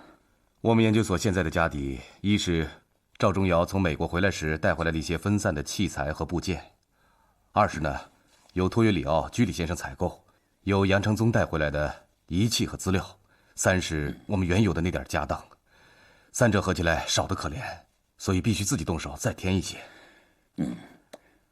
人才方面的情况怎么样啊？总理啊，我们研究所已经聚集了一批优秀的人才，像国际上知名的原子能专家赵忠尧、彭桓武、王淦昌等人，年轻的有邓稼先、于敏他们，有些工作已经开始进行了。三强啊，你可是领军人物啊，一定要把他们带好啊。总理放心，我一定会照办。我们的国家底子薄啊，搞原子弹研究是尖端科学，困难很大。但是困难再大也要搞下去啊，这是中央和主席下了决心的。当然，我们可以先从原子能研究的基础做起。总理啊，赵忠尧从美国回来时带回来一批静电加速器的部件，希望尽快的装配起来。有了静电加速器，我们原子能研究就可以开展起来了。好，这件事中央全力支持你们。可是总理啊，我们研究所目前没有地方啊。这没问题啊，你可以选择一下，物色一下，找到合适的地方给中央打报告。不瞒总理说，地方我已经看好了，北京房山的驼岭那边比较合适。原来你心里早就有谱了嘛。好，这件事情就这样定下来了。好，谢谢总理。哦，你接电话。喂，是我。什么？你们在派出所？对不起，误会了，误会了。我说嘛，我是研究所的，你们硬是不信。这不，我们钱所长亲自出马了吧？何止是钱所长啊，总理都来了。总理，总理，彭先生，小鱼同志，总理您好，你们受委屈了。总理，您怎么亲自来了？你这个大博士进了派出所，我当然要来看看喽。实在对不起，是我们出了岔子。这也不能怪你们，我们这个样子怎么样都不像捡垃圾的。警察同志的警惕性很高嘛。不打不相识嘛。我跟这位所长同志交代过了，以后你们到他的辖区，提供一切方便啊。中国的原子能研究就是这样起步的。10年后，中国炸响了第一颗原子弹。用双手托起这个奇迹的一部分，正是这批从废铜烂铁里淘寻制作仪器设备零部件的人马。来，轻点，轻点。赵忠尧回到祖国后，进入中科院，协助钱三强参与了近代物理研究所的创建。慢点啊，赵先生。哟，怎么这么多东西啊？钱所长来得正好。你知道这是什么东西吗？怎么，莫不是你赵先生什么宝贝？全部是静电加速器的配件呐！太好了，太好了，这些都是无价之宝啊！我已经把它全部捐给咱们研究所了。这个，赵先生，来，再把手。您说的都是真的？哎呦，这还有假？我费了千辛万苦，就是为了今天呐！咱们国家有了自己的静电加速器，我们就可以进行原子能的研究了。赵先生。这真是雪中送炭啊！搬那个吧。来，我们要搞原子能研究，太需要这个东西了。放好了，好，好。小张，怎么样？够了吧？齐了，齐了。啊，赵先生，这些部件是不是可以装配出一座静电加速器？有了静电加速器，我们就能开展原子能的研究了。不，没那么容易啊！静电加速器是个非常复杂的工程。我买这些部件都是东拼西凑买的，那美国掐得很紧呢，关键的部件就不让我买，就是买了也运不出来。可赵先生还是运了30多箱啊，并且就在美国人的眼皮子底下。这还多亏美国的同行啊！我告诉你们，美国的许多科学家还是有正义感的。当初联邦调查局调查的时候，有好几个同事都站出来为我做证明啊！可惜啊，可惜关键的部件还要我们自己加工。可我们现在这个条件，要装配出一座静电加速器，起码得5年，甚至10年的时间。10年用不了这么久，只争朝夕嘛。三强，你们这是、要造静电加速器，大家都来支援嘛。哎呀，太好了！这是哪来的？这是捡的。捡的？是这样的，赵先生，我们本来就准备要搞静电加速器，所以所长就带着我们去废品收购站捡零件。这不，这些都是从废铜烂铁里捡的。哎呀，所长你还说我是雪中送炭呢，你们现在才真的是雪中送炭呐！那好啊，既然都是雪中送炭，那还等什么呢？干起来呀！来，等会儿来。1953年7月27日，朝鲜停战协议签字。英勇的志愿军将士们回到祖国，举国欢腾。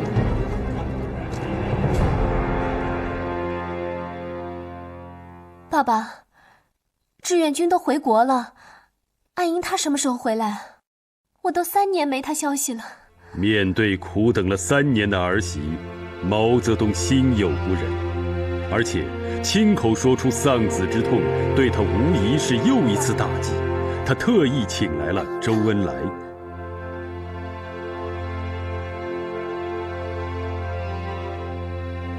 志愿军保家卫国，牺牲了无数英雄战士的生命，人民永远不会忘记他们。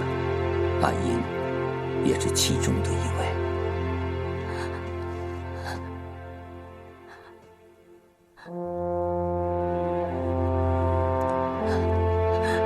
牺牲了。怕你经受不住，这件事一直没有告诉你。你爸爸也是为了你好。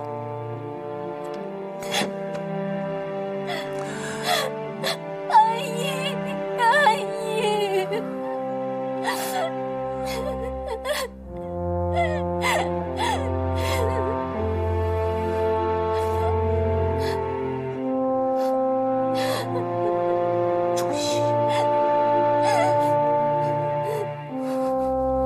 思琪，你要节哀，你爸爸的手指都冰冷了。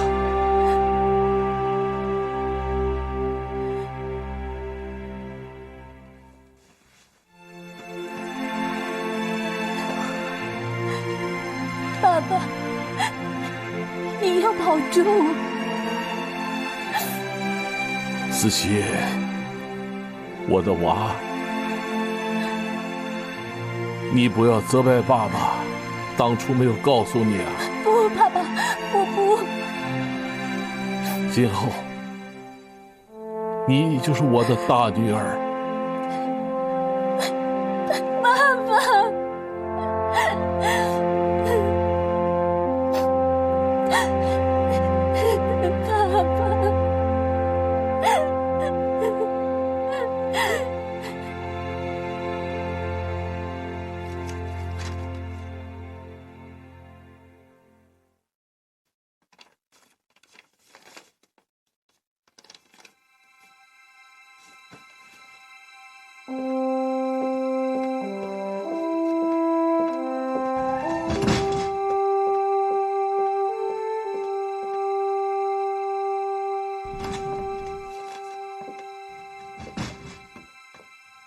主席，总干部部给彭总发来一个电报，说岸英是主席的儿子，要求将岸英的遗骨运回祖国，破格安葬在北京。彭老总是什么意见？彭老总从大局考虑，认为这样做不妥。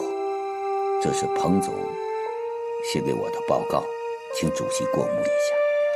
主席，今日乘首相来电，向主席表示慰问。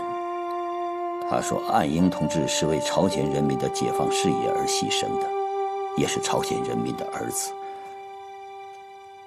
他们希望把岸英安葬在朝鲜。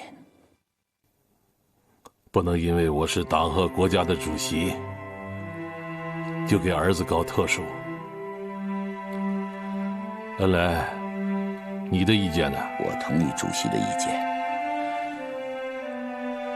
岸英的遗骨不宜运回国内安葬。把岸英的遗骨和成千上万志愿军烈士掩埋在朝鲜的土地上，也不要为他举行特殊的葬礼。岸英是响应党中央的号召，为保家卫国而死啊！死在哪里，就埋在哪里，让他显示中朝人民的友谊。父亲，这板门店的停战协议终于签订了。表面看，似乎是打了个平手，可我认为，这是美国人吃了大亏。塞翁失马，焉知非福啊！父亲，这样一来，中共错失了最佳的攻台时机，台湾就算是保住了。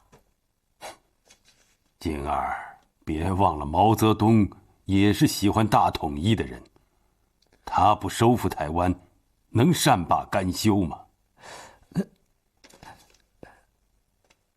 可是台湾海峡现在已经不是毛泽东的天下了，而是美国海军第7舰队的天下。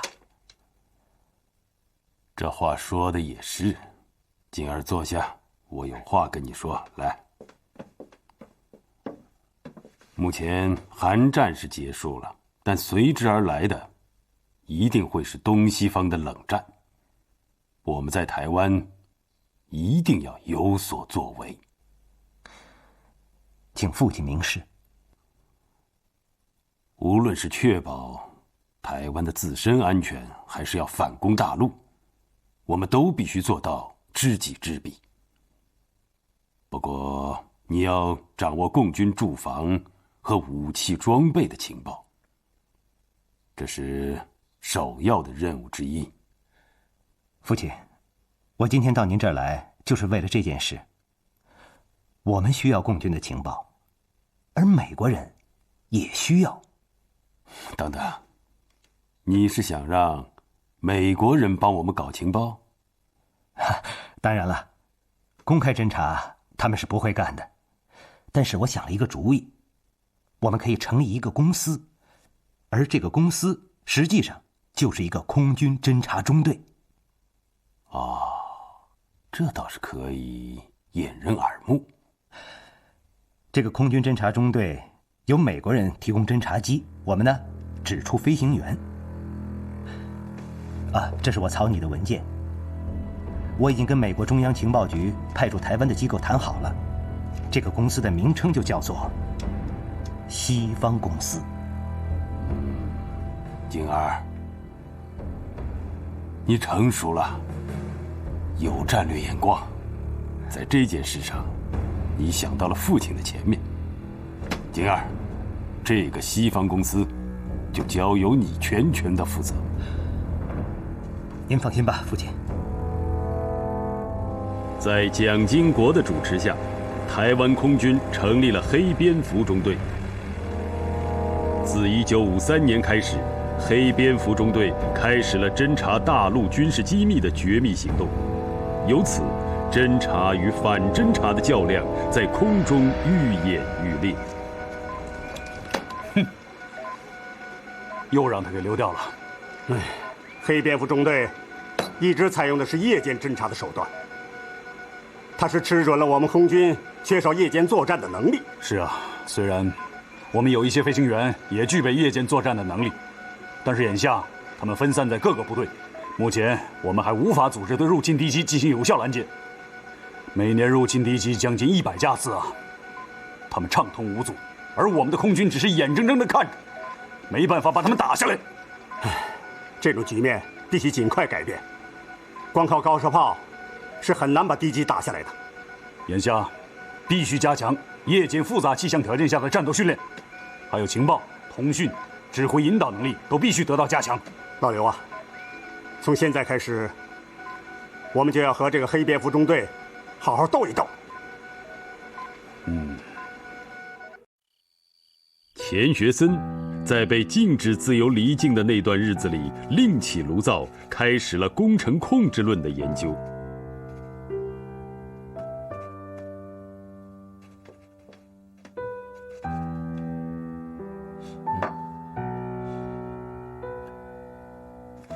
孩子们呢？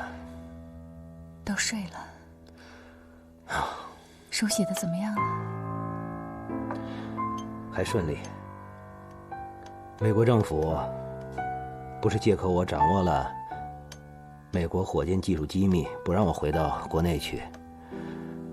那好，我就彻底改变研究方向，开创一个新学科——工程控制论。我知道了，你这本书是故意写给美国当局看的，所以我要早点把它写完。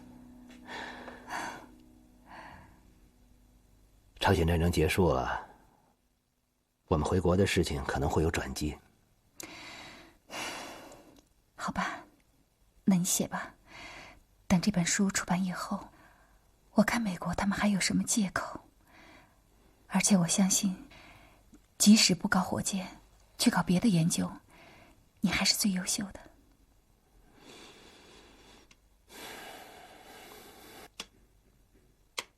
知我者夫人也。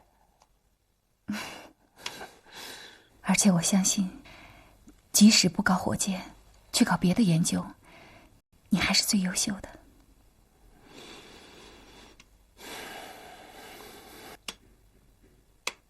知我者夫人也。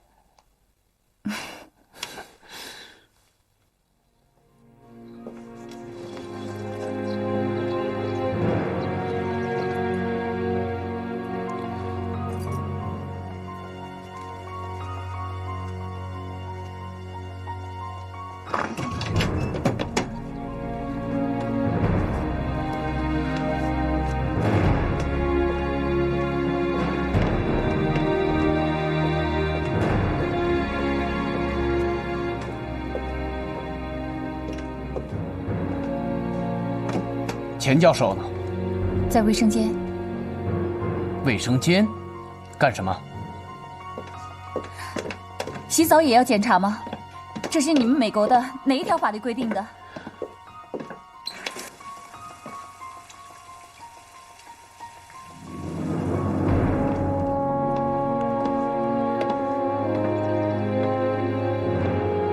钱太太，请你转告钱教授，我们美国的空气非常干净，他不必大白天洗澡。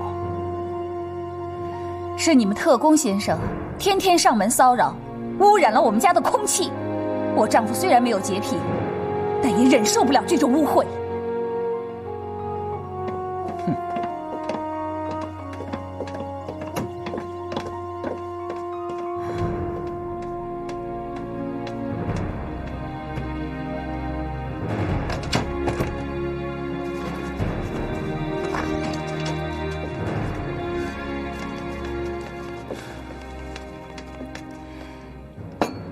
这是我去菜市场买菜的时候给你带回来的。真香啊！难道你就坐在卫生间里不出去了吗？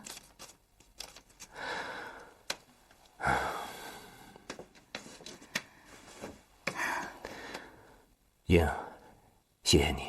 谢什么呀？刚才你很勇敢，赶走了那2个联邦调查局的特工，像一个女保镖一样。我已经看透了，他们这种人啊，都是外强中干，不敢把我怎么样。我现在担心的就是你的精神状态，你可不能受到他们的干扰啊。虽然我现在白天有移民局的审问，晚上有联邦调查局特工的监视，但是只要有你，有孩子们，还有你特意买的鲜花，我的内心就很充实。你这样说，我就放心了。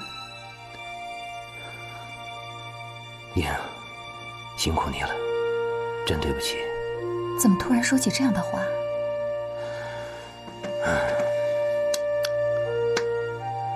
一个正处在登台演唱的黄金时期的女歌唱家，为了我，为了这个家，依然放弃了自己的事业，买菜做饭，料理家务，还得带孩子。想到这些，我就觉得亏欠你很多。快别说了，雪森，我跟你结婚的时候就说过，我一生都要支持你的事业，因为我相信，将来会有一天，你的事业会跟我们祖国的大事业连在一起。你放心，只要有你，有孩子们，有这个家庭，这段黑暗的日子，我们一定会挺过去的。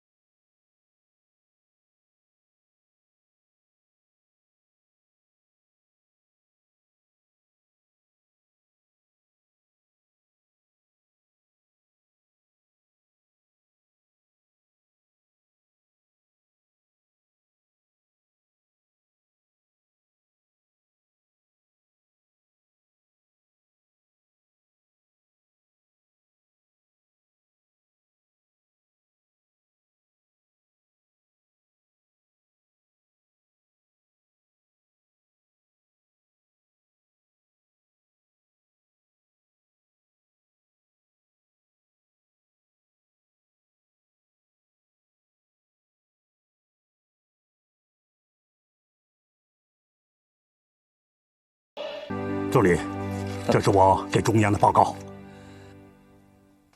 彭老总，你提出发展原子武器的问题，跟中央的意见是一致的。主席对这个问题很重视，准备进一步研究一下。我就是咽不下这口气。抗美援朝虽然我们打胜了，可我永远不会忘记，美国把原子弹摆在我们头顶是啥滋味。原子能研究我们已经起步了。中科院近代物理研究所由钱三强同志负责，聚集了一批人才。你的这个报告我准备听听钱三江他们的意见。我们跟苏联方面的军事合作，可否增加原子能方面的内容？请彭老总具体的考虑一下。是。本来指望苏联老大哥能帮我们，可是，在原子能研究方面，他们捂得很紧，只让我们参观，不提供具体的援助项目。光靠别人是靠不住的，不管苏联愿不愿意援助，我们自己都要先干起来。总理今天找我来，必定有什么大事吧？三强，你亲属约里奥·居里先生带来的话，你们要反对原子弹，就必须拥有原子弹，这是朋友的忠告。毛主席党中央很重视他的意见，前些年条件不具备，现在我们准备着手这方面的工作。彭德怀同志给中央打了报告，希望抓这件事。抗美援朝的时候，美国老拿原子弹讹诈我们，这一点，彭老总最有体会了。三强，你是核物理专家，又是组织者，肩上的担子很重啊。总理，有中央的全力支持，核武器这个门槛，我们迟早会踏进去的。好嘛，我要的就是你这句话。苏联缺少铀矿，迫切需要找到丰富的铀矿资源，这是他们援助中国的前提条件。在此期间，我国已开始了铀矿的普查工作。真是天无绝人之路。这年10月，我国地质队员在广西找到了铀矿。铀是实现裂变反应的基本物质，要制造原子弹，首先必须有铀矿资源，然后从铀矿石里提取出用于原子弹的铀235。消息传到北京，毛泽东兴奋了，他把那块铀矿石标本拿在手上，看了又看。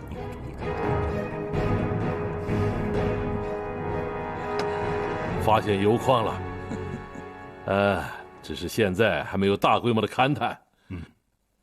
我相信我们中国会找出很多的铀矿来。刘健同志，主席是在给你鼓劲儿啊！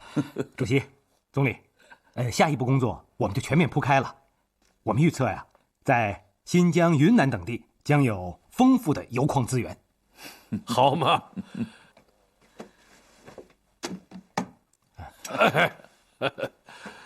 有了铀矿，就等于是油米下锅了。我们国家也要发展原子能喽。这是决定命运的，好好干吧。是。发现了铀矿石，真是个福音呢。把那石头搬进中南海来，让大家都看一看，我们自己能不能搞出原子弹来。主席已经说了，这是决定命运的，我们要打响决定命运的这一仗喽。刘姐，你具体讲一讲，在广西什么地方啊？明天主席和中央主要领导要听汇报，尽可能讲得通俗易懂一些。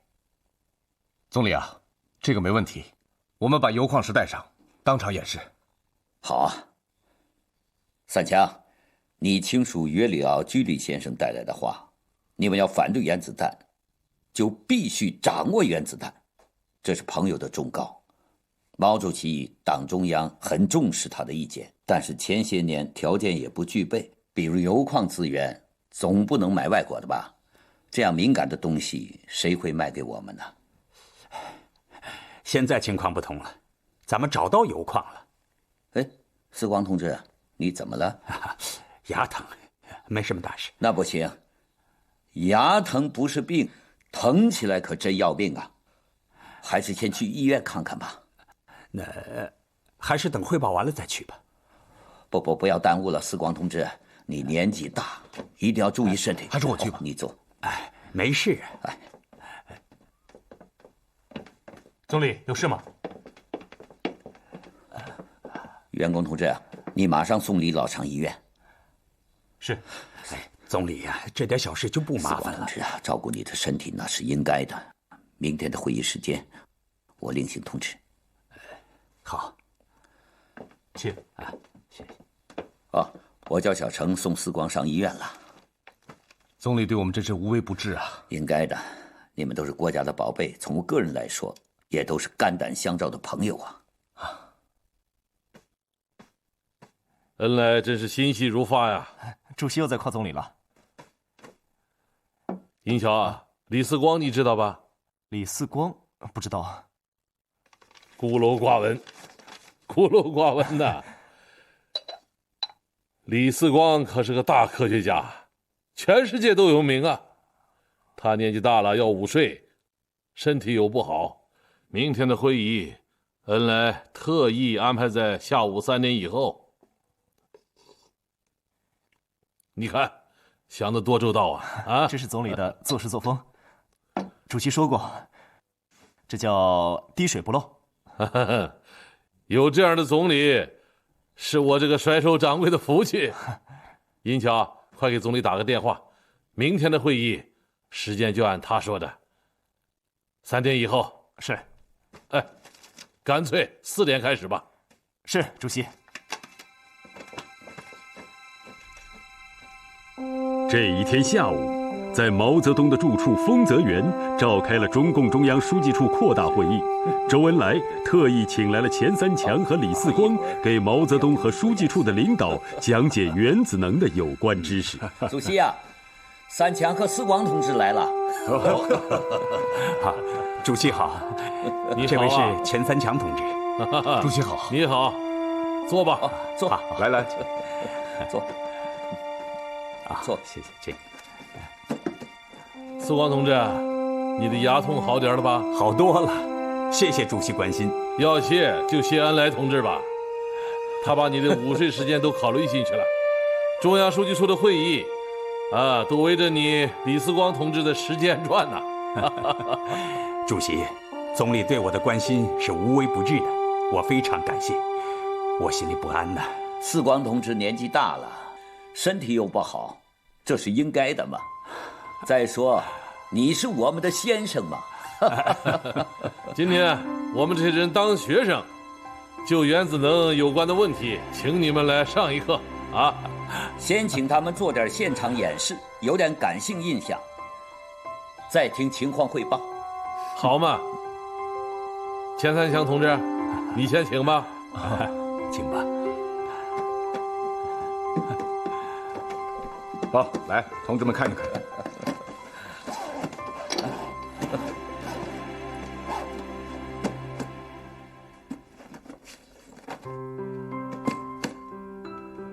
各位首长看，这是一块天然的石头，里面含有放射性很强的物质，是发展原子能必不可少的。但是里面需要的物质含量极少，而且提纯它要有很复杂的技术和设备。当年法国的居里夫人花了近4年时间，才从几十吨这样的铀矿废渣中提炼出1/10克的纯镭。居里夫人因为发现了镭元素，第2次获得诺贝尔奖。哦，这个提炼工程是不是很费电呢？赫鲁晓夫跟我说过，中国要搞这个，把全国的电用上都不够。是很费电，但是没有赫鲁晓夫说的呢那么夸张。啊，他是蒙我们呢啊！钱三强同志啊，你给我们演示一下。好。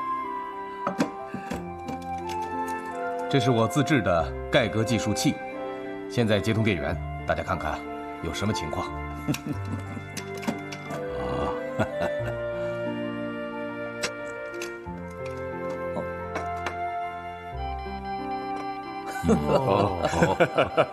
是，这说明计数器收到了铀矿石放射出的射线。各位领导，谁来试试啊？我来。好。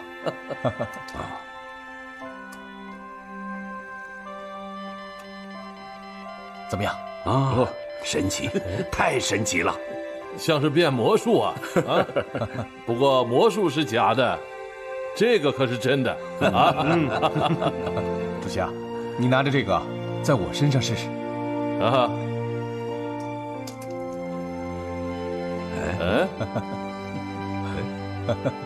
三强，莫非你身上也有铀矿石啊？没有啊。哦，三强给我们打埋伏呢。啊，不是铀矿石，也是放射性物质。三强，快给我们泄露天机吧！啊！主席说对了，看，这就是放射源。哦，这个是我回国的时候居里夫人送的。好啊，来，大家都坐吧。好，来，坐。三强同志，你接着讲。核武器的发展情况，各位领导都可能知道一点。1945年，美国爆炸了第一颗原子弹。4年以后，苏联也爆炸了原子弹。1952年，英国原子弹爆炸成功。就在这一年，美国爆炸了第一颗氢弹。氢弹的原理不像原子弹那样的核裂变，它是核聚变，能量和破坏力比原子弹要大得多。去年呢，苏联也爆炸了第一颗氢弹。现在，法国的原子弹正在研制当中，核竞赛是越演越烈。我在苏联观看了原子弹爆炸，威力十分巨大。当时我就想，咱们中国啥时候也有这个东西啊？咱们中国不迎头赶上，以后在大国里头就没有发言权喽。没有这个东西，我们也成不了说话算数的大国。我们搞原子研究也是白手起家，现在有了点基础，最重要的是我们聚集了一批优秀人才。从个人的研究能力说，并不弱于别的国家，所以我们对发展中国的原子能事业充满信心。人才是个关键。最近我们对这个铀矿普查有了新的突破。我们在广西东北富中县找到了铀矿，局部富集，主体矿的发育和次生矿的发育都非常的正常。我们相信，我们会找到更好的铀矿，对我国的原子能发展是没有问题的。同志们，关于原子弹，我在延安的时候就讲过，全世界都知道我的观点，原子弹是纸老虎。我的话是一种形象的比喻啊，是从战略上考虑的，是针对把原子弹吹得神乎其神，用它来吓唬善良的人们而说的。从主观愿望上来说，我们不愿意搞原子弹，我们反对使用原子弹。但是我们今天讨论的问题是反对原子弹的另一个方面。正如一个法国朋友提示我们的，要反对原子弹，就必须拥有原子弹。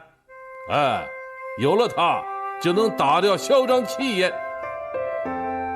过去几年，其他事情很多，我们来不及花大力气来抓，但是这件事总是要抓的。